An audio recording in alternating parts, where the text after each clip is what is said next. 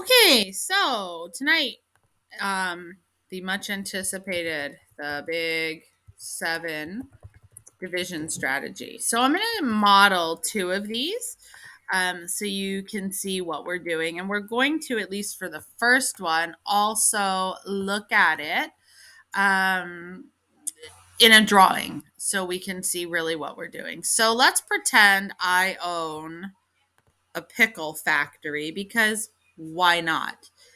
Pickles are great. So I own a pickle factory and I have 108 pickles ready to go to my local store that sells pickles. And I need to send my 108 pickles to four different stores. All right. So here's store one, store two, store three, and store four. Now, the boxes I just drew are not part of the big seven strategy, but I put them there so you could kind of see visually what I would be doing with my pickles and these containers that I need to use to ship them to the four different stores. So it's called the Big Seven because you'll notice the symbol we're going to use here looks like a gigantic number seven.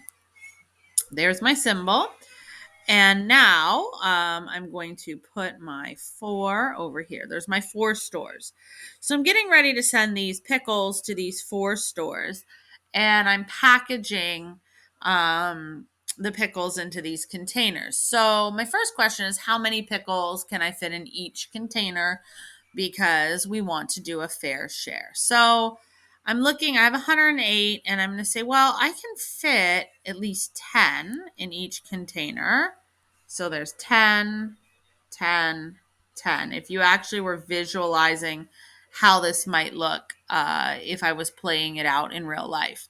So once I've put 10 pickles in each container, I have now packaged 40 pickles. Well, I have some pickles left over.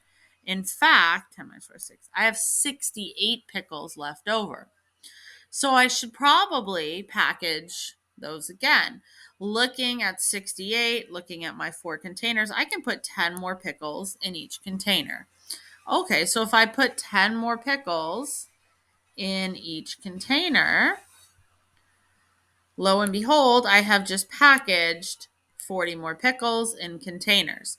8 minus 0 is 8. 6 minus 4 is 2. So I have 28 pickles left. I'm going to use a friendly number. I think I know if I put 5 more in each, that'll be 5, 10, 15, 20. I can do that. I have 28 pickles left. So let me put 5 more pickles in each container. So now I've packaged 20 more pickles and I have 8 left over. Wait a second. I think I can put 2 more in each. 2, 4, 6, 8. Hey, 8 minus 8, and I've run out of space, but I have no pickles left. So when I put those extra 2 in. So each container can hold this number of pickles, and it's a fair share to send to those four stores. So I'm putting 10, 20, 25, 26, 27. So my answer here would be 27. You'll see that that is supported by my math. Each container ended up with 10, 20, 25, 26, 27. So that's a fair share. So I've divided correctly, and I don't have anything left over. So that's your first example of Big Seven. All right, so there's my pickle factory example. Let's do another one. We'll clear the drawing. Let's say, hypothetically speaking, that I'm taking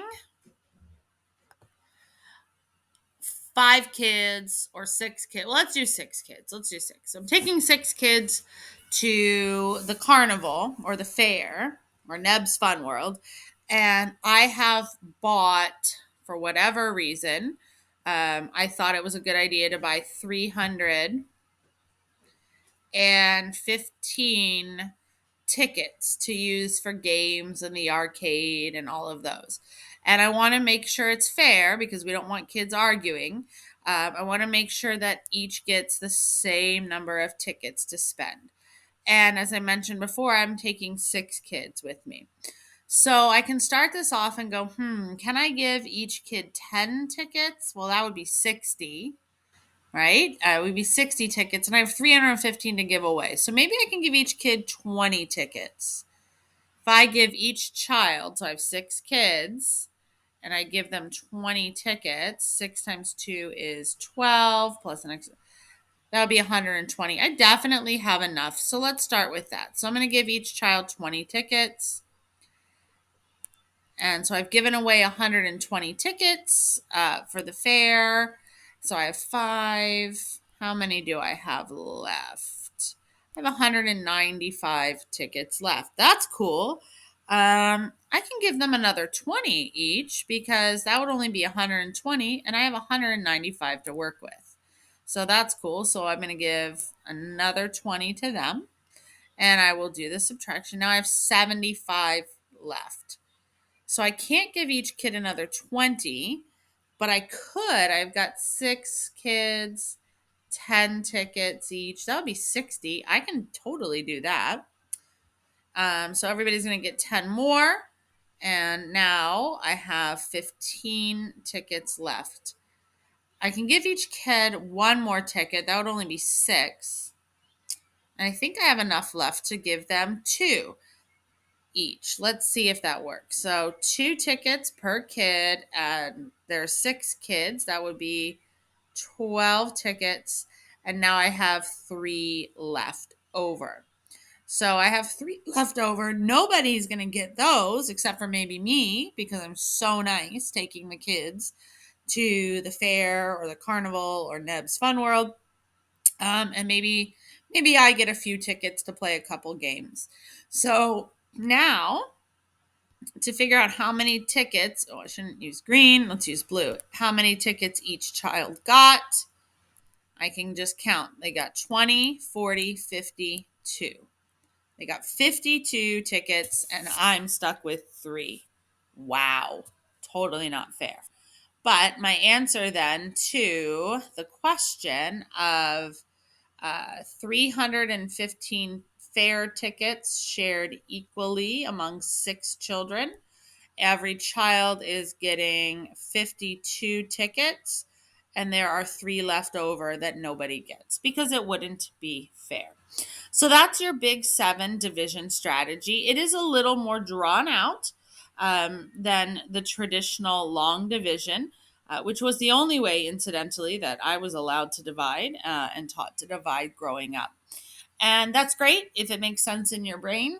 But if it doesn't make sense in your brain to begin with, you need to have a different strategy. And this strategy is actually, in my opinion, super cool. I really like this strategy because it gets you visualizing what you're doing along the way, right? So, and by that, just like we did in the previous example, like I can really visualize these 6 friends. There they are. They look just like circles, but I can actually visualize, okay, I'm going to give each of you 20 tickets to start and so on and so forth. I can actually picture what I'd be doing while I was handing those tickets out. So that's the Big 7 strategy. Give it a shot. And one of the best things you can do for yourself is to make up a story to go along with it. So you're really picturing what's happening. And the story can be as ridiculous as you would like it to be. So it could be pickles, it could be tickets, it could be let's go video game style. Let's say for whatever reason I have 400 or 4,392 V-Bucks or Robux or any of those very overpriced digital currencies for video games. And I want to share those with 9 people. You could use it for this too. Do I have enough to give all 9 people 100? Sure do. They can each get 100 V-Bucks. 100 groups of 9 or 9 friends times 100 V-Bucks. I've just given away 900 V-Bucks. What do I have left? Right? And we just keep working our way through that. Oh, look, I have 3,492 left. I'm going to give them 200 each. I think I have enough to do that. I know 9 friends, 200 tickets. And if we think about our multiplication of friendly numbers, 9 times 2 is 18, 0, 0. So I've just given away another 1,800 V-Bucks, and so on and so forth. So we can continue this. Now I have 1,692 left. Definitely can't give everybody 200 each. I don't have enough, but they can still get another 100.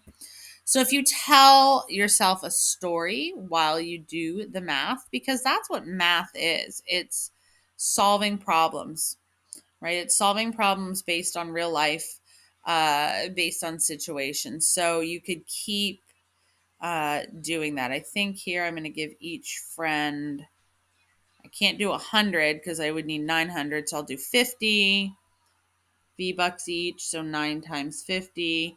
9 times 5 is 45. Pop in my 0. So 450. And I can keep going. Sorry that this is kind of sloppy looking. It's a little tricky when we're using our finger to write on the screen. But tell yourself a story about it. It can always be pickles if you want it to be. You could pretend you're like the king of pickles. Why not? That would be kind of a cool job. Like I'm the king of pickles, or the queen, or the, I don't know, princess, prince of pickles. So whatever you want to do for your big 7, to imagine it is like, oh, I have 87 pickles and I need to share those 87 pickles with 5 people. How many is everybody going to get? It's all good, right? Whatever you do in your brain to help you visualize why the math works is a good strategy. Hope you enjoyed this super exciting video, and the next one will be on the standard algorithm.